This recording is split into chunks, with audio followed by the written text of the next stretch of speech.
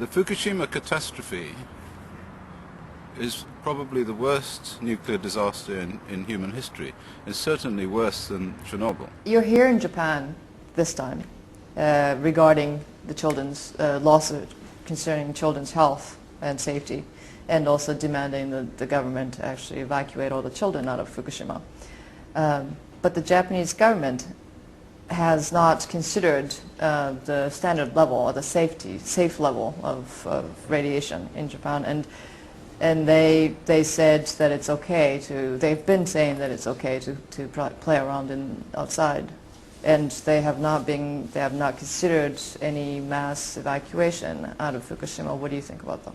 We do feel that the Japanese government is quite wrong, criminally wrong in fact, not to organize the evacuation of at least children and probably also adults from areas where the radiation levels are high, the contamination levels are high. Mm-hmm. Now, with regard to that, the governments are never an organization. They always consist of individuals. Mm-hmm. And it's the individuals in those governments that make decisions, that these decisions are wrong, and they fail to act on that. Mm-hmm. Then there are such things in the past as war crimes. In the case of the Second World War, of course, Hitler decided as a government, that the National Socialist government, that they could put the Jewish people in concentration camps mm-hmm. and gas them. Mm-hmm. These were all decisions made by a government, but ultimately an individual is responsible. And although those were considered to be war crimes, to my mind this is equally well a war crime, although it's happened in peacetime. Right. And these people who are individually responsible and can be named. I mean, I don't know what the names are, but these people exist. Ultimately, I think they may have to face some kind of trial that would result in them going to jail for a very long time. The Japanese government has adopted ICRP standard model, but at the same time, it hasn't actually followed or it hasn't actually kept the ICRP warning. You have criticized the ICRP model. What your stance on that toward the Japanese government? Well, in a sense, the government has remained within the constraints that laid down by the ICRP, because I believe that the ICRP permits up to 20 millisieverts exposure in emergency situations, and clearly this is an emergency situation. The normal acceptable limit is 1 millisievert, but this is from all sources, and most interpretations of this, for instance in the United States and in Europe, reduce that down to about 0.1 millisievert for exposure from a single source. But anyway, whichever way you look at it, the Japanese government has permitted people already to be exposed to higher levels than 1 millisievert. And my own belief, having done these air filter experiments, is that probably a very large number of people will have been exposed higher than 20 millisieverts from internal radionuclides. The Japanese government is completely out of order in making the decisions that it's made. And as I said in the last answer, if it continues, now that it has this information from the ECRR model and from the measurements that we've made, it continues to pursue this course of action, then I believe that it's acting in some criminal sense, as a criminal organization, and ultimately will be brought to justice in some way.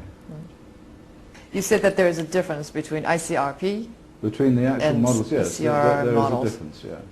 Could you explain that a little bit? Why it's? Okay. Well, the first thing you have to know is that the ICRP model doesn't work. So if you predict the number of cancers after an exposure to internal radionuclides, you get the wrong answer.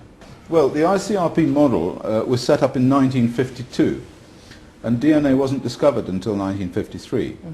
The ICRP was set up in order to look at the health effects of the radiation exposures from the manufacture of atom bombs. That's what it was for. Because after the Second World War, there was a massive expansion in the manufacture of atom bombs, and plutonium and uranium and all these substances which were like normally not there were being released all over the place. So the ICRP had to quickly figure out how to deal with this. And so the way in which they did it was take a physics-based approach. So, and they're mostly physicists, because it was physicists who do this stuff. And to a physicist, what you do is you reduce everything to the simplest format in order to get a mathematical equation. Because you can't write down a mathematical equation about a person, it's too complicated. So what they did is they turned a person into a bag of water. And then they said that the exposures had to be regulated on the basis of the amount of energy that was transmitted into the bag of water. It's kind of simple. Right. It was very easy to do that. It's a very simple model. You have a bag of water in the shape of a person, you put a thermometer inside it, you fire radiation in it, and you see if the temperature goes up. Right. And that enables you to define absorbed dose. Right. But the model actually is ICRP because it's promoting, or from their point of view, from their promoting the promoting nuclear energy, nuclear power plants. Well, they wouldn't say no. They wouldn't say that they're promoting anything. They would say that they're an independent structure of scientists who independently assess the risks from radiation. They would never ever say that they're promoting nuclear power. Right, but that's just how it happens. It's just how it works out. This all happens behind the scenes. Actually, I mean, many of us believe that they were originally set up to promote nuclear weapons, or rather not to promote them, but to prevent people from stopping their development. That's what it was about. So all those people who said, oh look, you know, there's all this strontium-90 in the milk and little Jimmy's got leukemia, they could say, well, it's nothing to do with the nuclear weapons because we can tell you that the doses are too low. That's what it was originally about.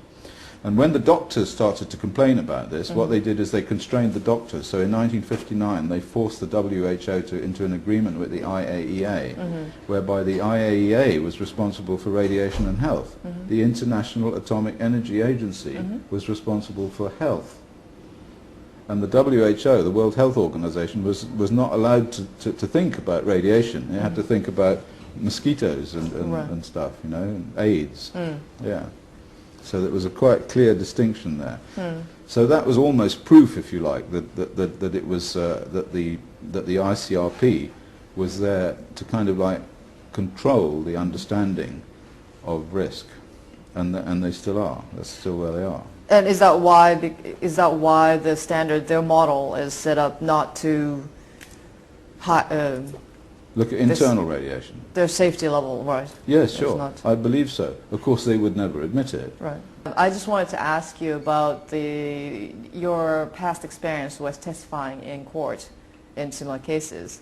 You said that you have testified more than 40 times, maybe across the world. Yes. I've done quite a few court cases in which I've used the ECR model to act as an expert witness for people who've been harmed by radiation exposure, internal radiation. A number of different examples in the United States, people who worked with radioactive substances, people who lived near a nuclear power station, people who lived near a nuclear site in Los Angeles was one. And in the United Kingdom, I'm an expert witness on a number of court cases and tribunals relating to veterans of the nuclear atomic testing. That's right. Now, all of these, what they all have in common is that these people have suffered, developed cancer or leukemia, and this was following the internal exposure to exactly the same sort of substances that we're talking about here in Japan. And in every one of those cases, we have succeeded. And so, so if you like to see it as a sort of a boxing match or some kind of contest between the ICRP and the ECRR, I have to say that if you put that in court with a jury or with an unbiased judge or with a tribunal of 3 judges, they always find in favour of the ECRR interpretation and never in favour of the ICRP. And indeed, the defence in all of these cases have singularly failed to bring any expert witnesses into court to testify that the ICRP model is right. Because actually it's really quite difficult to testify that it's right, since all of the evidence shows that it's wrong. And in a court, you rely on the evidence. So it's no good saying, hey, this is the ICRP and everybody believes it, and look at this guy, he's the head of the ICRP and isn't he important and all of that stuff. Because in court that doesn't cut any ice, you know. So if you had a chance, if the Japanese plaintiffs invited you to, the Japanese plaintiffs In the Koriyama case. in Koriyama Yeah. case invites you over to testify, Right. would you do that? Well, I'm quite happy to testify and produce a report on Right, this right. as an expert witness. And if I were going to testify, I would want to testify by video link. I absolutely don't want to go anywhere near this, because having seen what I've seen about the radiation levels, I'm too frightened to go closer to this site than about 100 kilometers. And even 100 kilometers I'm not too happy about. I was in Eizu Wakamatsu, and there was a significant amount of radioactivity on the ground there, which I didn't expect. Right. I've been quite shocked by the amount that I found here. And I noticed it this morning. I sat down in the hotel and I'm looking out over Tokyo, and everybody's going around their business, people with umbrellas and young women and men with all their white and so on. And it looks perfectly normal. Right. And at Eizu Wakamatsu it looks perfectly normal. And probably if you went within 5 kilometers of the actual accident site, it would look perfectly normal. You wouldn't see anything. But actually what you have there is an enormous amount of radioactivity and a lot of particles floating around the place that can kill you, and you just can't see them. Right, exactly. And you don't know that they're there, because you don't have eyesight that see radioactivity, and unless you carry a Geiger counter, you can't measure it. Right. And even if you carry a Geiger counter, you can be misled by the fact that it's saying so many microsieverts per hour, when in reality what the problem is nothing to do with the microsieverts per hour. It's the stuff that produces the microsieverts per hour that's floating about in the air, and then it goes inside you. So this is when you know this, you don't want to go very close to these places. A lot of my colleagues are dead. They went to Chernobyl. We would like to ask you the results from your car filter experiment. Okay. Just briefly mention that. And Okay, so I have to say that first of all, this is quite this is just preliminary results. We have had we've looked at 5 car filters. One of them from Chiba City and 4 of them from somewhere along the 100 kilometer mark, but one of them drove within 30 kilometers of the plant. And what they show is that all of the Fukushima ones show higher levels than the Chiba City one, but the Chiba City one still is quite high. So and they all contain gamma emitting isotopes, which are certainly from the plant. And the evidence is also that they contain uranium, but it's a little bit more difficult to be sure about the uranium. In addition to that, one of the filters we tested for alpha particles, and what this shows is that they do contain alpha emitters, and at least one alpha emitting particle, which was about 0.5 millimeter diameter. So that's what we found. We are also, of course, they're still being analysed with more sophisticated equipment to look for plutonium, and we'll know about that in a couple of weeks' time. So then the question is, what does that mean? It means, basically it means that the concentration in air of cesium-137 is about 1,000 times higher than it was at the top of the nuclear weapons testing in 1963. wow. Okay? So that is really quite serious, because we know that the nuclear weapons testing in 1963 caused an increase in infant mortality and caused a cancer epidemic 20 years later. Right. But this is 1,000 times higher than that. And in Chiba City it was 300 times higher than that. So the ratio is about 3 to 1, which makes me feel that probably there are significant radioactive exposures to the south of Tokyo, so further away even. Yeah, the final thing that we seems to show is that the radioactivity is not uniformly distributed. We kind of knew that anyway, but this confirms it. So there's some areas where it's quite high, some areas where there's not very much of it. And this is exactly like Chernobyl. So if you look at maps of the contamination on the ground from Chernobyl, it's rather like a leaf shape with lots of lobes coming out, and they tend to go along river valleys. So that's what we found there. And now, so what do we do next? Right. Well, what has to, a number of things, but the first thing is that people who live in these areas where the radioactivity is high, where these air concentrations are high, should leave. And in particular, the children should be got out, because children are up to 10 times more sensitive to radiation. Right. And of course, they're not going to suddenly die, but all of this stuff's going to happen sometime in the future, but it certainly is going to happen. So it is already an assault on these people in a sort of legal sense, and they should get. But if they get out now, then it won't get any worse. Right. Yes. So that's the first thing. The second thing is the government must urgently overfly the area and produce accurate radiation density maps, which is old technology. It is already an assault on these people in a sort of legal sense, and they should get. But if they get out now, then it won't get any worse. Right. Yes. So that's the first thing. The second thing is the government must urgently overfly the area and produce accurate radiation density maps, which is old technology. I mean, there's no problem about it. Could have done it long ago, and maybe they even have. Because the people need to have the information. The information is just not there. This information has to be printed out and put on the internet, and everyone needs to know so they know where they can go and where they can't, where it's going to be radioactive, where it isn't going to be radioactive, and then they can make their decision about this. Then, in my opinion, areas that are contaminated at approximately the same level as the Chernobyl exclusion zone should be fenced off. And this is nothing to do with 30 kilometers. Some of this stuff is out at 120 kilometers. And if this was like if this was poison gas and it was going to kill you tomorrow, people would be running. They'd be running. Right. But what I'm saying is it is poison gas. It's just not going to kill you tomorrow. It's going to kill you like a few years' time, see? The third thing is that people who have to remain in areas of slightly lower radioactivity but which are still contaminated should be compensated. Because this is an assault. It's just the same as if someone was hit on the head with a log. Right. You know? They've been assaulted. Their bodies have been contaminated with material which has a significant chance of killing them. And under any legal system in the world, this is illegal. This is against the law. So what can you do about that? Well, you can certainly compensate them for that, and the people who should compensate them are, of course, the people who contaminated them, so the nuclear industry. And also, therefore, the compensation not just from the Japanese nuclear industry, but also from the international nuclear industry, because I see this as kind of global. This is a sort of global problem. Right.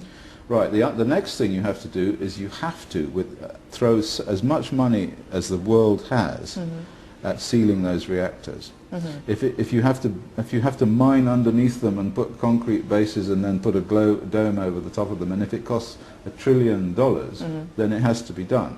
Right. Because this stuff's coming out all the time, and it's going to slowly make the whole of North Japan into a radioactive wasteland, like Mad Max or some horror movie from the future. But not only that, it's going to get all around the globe. We picked up plutonium in England, there's plutonium in Hawaii, there's plutonium in Guam, there's plutonium in the western part of the United States. So this is a global problem, and it needs a global solution. So it's not enough to say, oh, well, it's the Japanese people's problem, you know, the tough luck and all the rest of it. It's got to be sorted out very quickly, because huge amounts of these radionuclides are coming out of those reactors every minute, and nothing is stopping them. So no, yes, there was one other thing that has to be. You have to monitor the air concentration of these substances. So there has to be a ring. Just in the United Kingdom, we have at nuclear sites. We put a ring of monitors around them. The government at the moment is not publishing the concentrations of a whole range of radionuclides, which are extremely serious. All they do is they go around there and they measure cesium, strontium-90, tritium, plutonium, uranium. Uranium that we now know to be one of the most serious genotoxic elements, you know, in this form of particles that has ever existed. In this study that I did in Fallujah, we found uranium in the hair of the parents of the children, and we found enormous levels of congenital malformation, huge levels of cancer as a result of exposure to uranium. It's a nightmare. Well, you said that before. You said that several lectures. You've said that this is the Fukushima problem issue. Is something that could trigger to change the whole world and how we can change the nuclear industry of the world. And so we were wondering why you think that this Japan Fukushima problem or disaster can lead to change in the world stance. Okay, well, the culture of the world has become complacent with regard to these sorts of science-based threats. And the Fukushima problem has brought everybody up short. Suddenly, out of the blue, there has been this accident which has unimaginably serious consequences. And what I believe it will do is to cause everyone to start questioning scientists to start questioning experts, and to start questioning the way in which we see the world in terms of truth that's handed down by experts and expert scientists, who are actually nowadays not even really experts and not even really scientists in the sense that I understand a scientist, who is somebody who searches for the truth for the sake of the truth.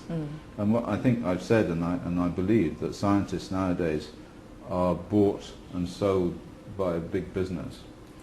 And so what the scientists will tell you and what the scientists will find is what big business or even governments need in order to make money and to be competitive in a sort of market forces jungle. So actually nuclear power is a perfect icon for the way in which the human race has gone astray with regard to the most important things that people need and people want. And so we are all kind of living in some sort of madhouse now where we're told what to do by scientists. And I hope and I believe that this Fukushima thing and the appallingness of it will cause everybody to sit up straight and say, we have to rethink the way in which we see the world. We have to rethink the way in which scientists work and how we believe them and whether we believe them.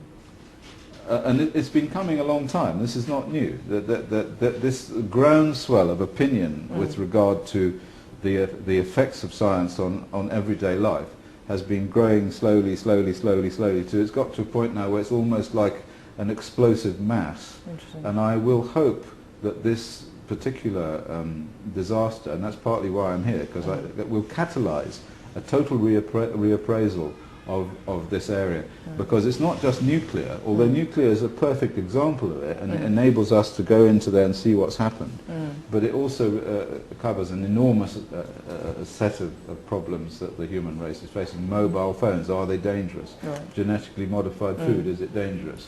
You know, is there really global warming, and if there is, what can we do about it? And in all of these areas we rely upon, when I say we don't, but governments and policymakers rely upon evidence and advice that come from scientists who study these things. And what I want to say, that my message, is that these scientists are telling lies. For whatever reason, they're telling lies. So we have to actually... We have to find a way of doing science which is value-free. And there is such a way. There is such a way. It's not impossible. So it's almost like we individuals have to be aware of it, to be alert whether this information that this scientist is releasing is, whether it's true or not. We're on the deck of the Titanic, and the captain is steering according to a plan which has been given to him by people who are false and who are lying and are doing it for money. The Fukushima catastrophe is probably the worst nuclear disaster in human history. It's certainly worse than Chernobyl. The contamination from Fukushima has gone as far south as Tokyo. I have measured it personally in air filters from cars. At least 12 different air filters from cars were sent to me, some of them from the south of Tokyo, and many of them from 100 kilometers away from Fukushima. And they contain very large amounts of radioactivity in them, high levels of cesium-134 and cesium-137. So we can conclude without any doubt that that area, up to 200 kilometers, maybe more, away from the catastrophe site, has been seriously contaminated with radionuclides. Now, if the cars are breathing this material, then so are the people, and so are the children. And so the children will be contaminated with radioactivity. We've recently heard that the Japanese government have been doing whole body counting. That is to say, they've been putting some people inside a monitor to see how much cesium is inside them. And apparently the levels of cesium are sufficient for them to say that there's no problem, that there are not going to be any increases in ill health. At the same time, I hear reports from Japan, from mothers of children, who say that they're showing all of the signs of contamination with cesium that were also found by my colleague Professor Yuri Bandashevsky after Chernobyl in the areas of Belarus that were contaminated similarly with this substance, cesium-137. And what it did there was that it went into the heart muscle and it caused conduction difficulties and destroyed heart muscle. So the children in Belarus were suffering heart attacks and arrhythmias. That's when the heart doesn't beat properly. And of course later on in life they die young from heart disease because the heart cells don't replicate themselves. The heart cells, you get all of your heart cells at once. You get maybe 1% increase in heart cells per year. But over the period of time we're talking about, there's going to be no replacement for the cells that were damaged by the Fukushima catastrophe in the children. So we have two different points of view here. We have the point of view of the Japanese government, who are ignoring it, who are making these superficial measurements of cesium in the whole bodies of the children and the people, and are saying that these concentrations are not sufficient to cause any problems. Well, of course, this is an argument that's going on and on. It's like a tennis match, goes backwards and forwards. You know, the independent scientists say there's a problem, and the government and the nuclear scientists say there's no problem. Of course, the real problem is that we have to do something about it. I mean, I am a father. I have 7 children. I have 11 grandchildren. And I can't sit back and just let this go on with us in some sort of silly tennis match between us and the pro-nuclear scientists who are trying to save the industry from collapse. And all the time the children are getting more and more sick, and they're building up this level of radioactive damage, which will result in them getting sick and dying with cancer, heart disease, whole range of illnesses that were all discovered after Chernobyl. And it's not as if this is something new. We know what's going to happen. We absolutely know what's going to happen. We have looked very closely at the health effects of people who were exposed to these same radionuclides after the Chernobyl accident in the same quantities. Not as many people, I have to say, which is why Fukushima is a worse disaster. So I decided we had to do something, and I was contacted by some people in Japan who said, what can we do? So instead of just moaning about it, we decided to do something. Now, there are actually some things that we can do. The first thing we can do is we can actually measure the radionuclides ourselves, because frankly we do not believe what the Japanese government is coming out with. We don't think that they're right. I mean, I've measured more radioactivity in a car air filter than they are measuring in a child. And the car breathes air in the same way as the child breathes air, so I don't really believe what they're saying. That's the first point. So we need to have independent testing. And secondly, we need to try and do something about these children who are being contaminated. There are two things we can do. The first thing is we can take them away from the areas of contamination and put them somewhere where it's reasonably safe. But that leads us to another problem, because what's happening now, as I'm told, is that the Japanese government are trucking radioactive material from the Fukushima disaster area, where it's contaminated, all over Japan. And even as far south as the south of Japan, we're now getting reports of radioactive material being taken all the way to the south of Japan to be burnt. Now, what possible reason could there be for burning it as far away as that? I'll tell you the reason. It's really quite sinister and horrifying. The reason is this, that eventually when these children start to die from leukemia, from other cancers, from heart disease, from whatever, their parents are going to want to go into court. They're going to want to sue the Japanese government, and they're going to want to have to say, in order to do that, these children were contaminated, and that's why they've got high levels of cancer. But of course, the only way that they can say that they've got high levels of cancer is to have a control group in an area that's not contaminated. For example, the south of Japan. So I believe that the project to take this material and burn it all over Japan is to destroy all of Japan, is to increase the cancer rate in the whole of Japan, so that there will be no control group to which you can compare these children in the Fukushima area. So that's that point. So we want to take the children away anyway into some safe area. That's what we want to do. But the second thing that we can do, and this is also quite important, is we can try and block the material. We can try and block the absorption of the cesium and the absorption of the strontium-90 and the plutonium and the other substances that are not being measured, incidentally. You have to wait a minute now because there's a train passing. I'm sitting on a children's playground here in Sweden. This is in Stockholm. And I decided to talk to you from here, from Stockholm, where there is a significant amount of radioactivity as well, I have to say, in the Baltic Sea. I measured this myself, but that's another question.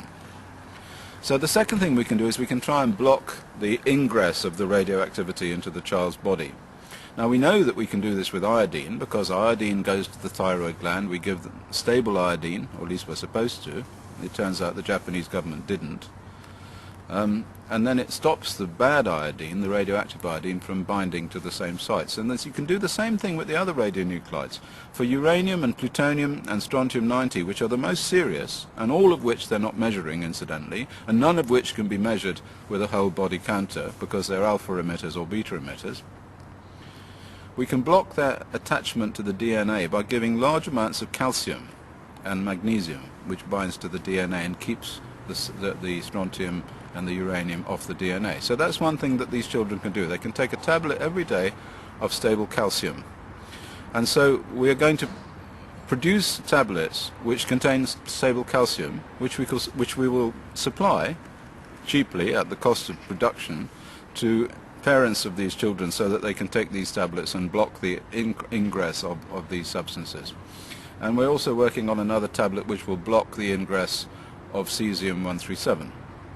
Now, in order to do this, we have set up an organization in Japan called the Chris Busby Foundation for the Children of Fukushima.